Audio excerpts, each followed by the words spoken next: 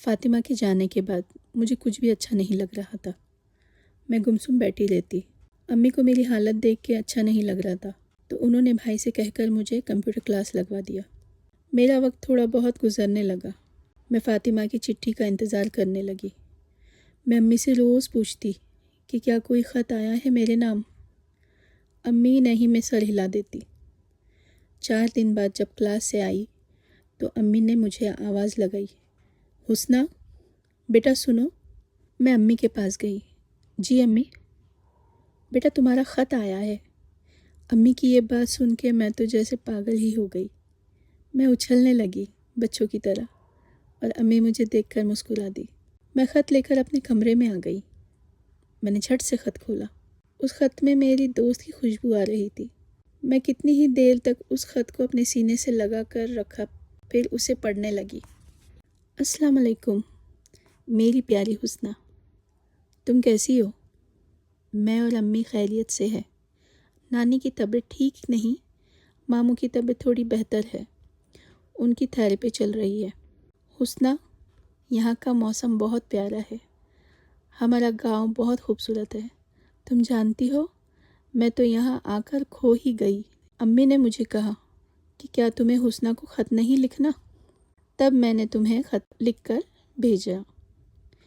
حسنہ مجھے تم سے کچھ کہنا ہے میری بہن۔ حسنہ یہ پڑھ کر سیدھی ہو گئی، جیسے کہہ رہی ہو اب آئی نا اصلی بات پہ۔ وہ دونوں جب تک گوسپ نہ کر لے چین سے نہیں بیٹھتی تھی۔ حسنہ اتنے دن اسی وجہ سے بور ہو رہی تھی۔ حسنہ، تمہیں پتہ ہے ہم لوگ جس دن آئے اس دن میں نہا کر باہر کپڑے سکھانے آنگن میں گئی۔ اسی وقت ایک لڑکا سامنے سے آیا، لمبا چوڑا، بہت ہی ڈیشنگ سا۔ میں تو بس اسے دیکھتی رہ گئی۔ اس نے بھی مجھے حیرت سے دیکھا، پھر وہ ہمارے گھر کی طرف آنے لگا۔ میں ڈر گئی کہ وہ میری طرف کیوں آ رہا ہے، پر وہ تو ہمارے گھر کے اندر چلا گیا اور وہاں لگے جھولے پر بیٹھ گیا۔ ہمارا جھولا گھر کے صحن میں لگا ہوا تھا، جو چاروں طرف سے جالی سے پیک کیا گیا تھا، کیونکہ رات کے وقت جانور آتے تھے، اس لیے۔ ماموں اور امی صحن میں ہی بیٹھے تھے اور وہ مجھے دیکھ رہا تھا۔ اس نے امی کو سلام کیا اور ان سے پوچھنے لگا، کیسے ہو پھوپھی آپ؟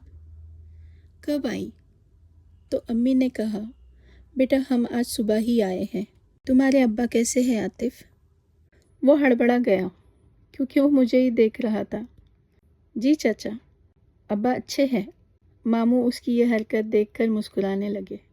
امی بھی ہنس پڑی تو اس نے سر جھکا لیا۔ پھر اس نے امی سے سوال کیا، پھوپھی یہ کون ہے؟ اس نے امی سے پوچھا۔ امی نے کہا، یہ فاطمہ ہے، تم نے نہیں پہچانا؟ تم بچپن میں اسی کے ساتھ کھیلتے تھے اور اسے کسی اور کے ساتھ کھیلنے ہی نہیں دیتے تھے، اور یہ بھی تمہارے پیچھے پیچھے ہی رہتی تھی۔ اچھا، یہ فاطمہ ہے؟ یہ پہلے تو بہت موٹی تھی، اب تو بہت خوبصورت ہو گئی ہے۔ امی ہنسنے لگی، ہاں اب بہت پیاری ہو گئی ہے۔ پتہ نہیں اس کی آنکھوں میں کچھ تو تھا۔ میں نے نظریں جھکا لی۔ پھر امی نے مجھے چائے بنانے کے لیے کہا تو میں اندر چلی گئی۔ میں نے سب کے لیے چائے بنائی اور سب کو لا کر دی، اور وہ چائے پی کر جانے لگا۔ اس نے امی سے کہا، پھوپھی میں پڑوس کے گھر میں رکا ہوں، آپ کے خالہ کے گھر، اگر کسی چیز کی ضرورت ہو تو مجھے بتا دینا۔ امی نے اس سے پوچھا کہ کیوں، تم یہاں کیوں رکے ہو، اپنے گھر کیوں نہیں جاتے؟ تو اس نے کہا، جاتا ہوں بس کھانا کھانے، یہاں ہماری گائے اور بھینسیں رکھی ہیں اور میں دودھ لے کر سپلائی کرنے جاتا ہوں صبح، پھر گھر سے کھانا کھا کر یہاں آ جاتا ہوں۔ مجھے پڑھائی کرنی ہوتی ہے، چھوٹے بھائی بہنوں کی وجہ سے میں پڑھ نہیں پاتا، اور ابا کا کام بھی دیکھنا ہوتا ہے۔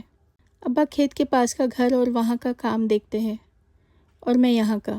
امی نے کہا، بہت اچھی بات ہے بیٹا، تم پڑھائی کے ساتھ ساتھ اپنے باپ کے کام میں ہاتھ بھی بٹا رہے ہو۔ جی پھوپھی، چلے میں چلتا ہوں۔ اس نے جاتے وقت مجھے گہری نظروں سے دیکھا اور ہلکا سا مسکرا دیا، اور میرے بھی چہرے پر خوشی جھلکنے لگی۔ امی ہم دونوں کو ہی دیکھ رہی تھی۔ میں گھبرا کر اندر بھاگ گئی۔ حسنہ، وہ بہت ہینڈسم ہے، میں بتا نہیں سکتی تمہیں۔ کاش میرے پاس اس کی تصویر ہوتی تو میں تمہیں بھیج دیتی۔ اسی شام وہ کھانا کھانے اپنے گھر جا رہا تھا اور امی نے اسے دودھ کا کہا تھا تو وہ ہمارے گھر آیا۔ میں صحن میں کرسی پر بیٹھ کر کتاب پڑھ رہی تھی۔ اس نے مجھے سلام کیا اور مجھے پکارا، فاطمہ سنو۔ نیکسٹ پارٹ کے لیے لائک، شیئر اینڈ سبسکرائب کیجیے۔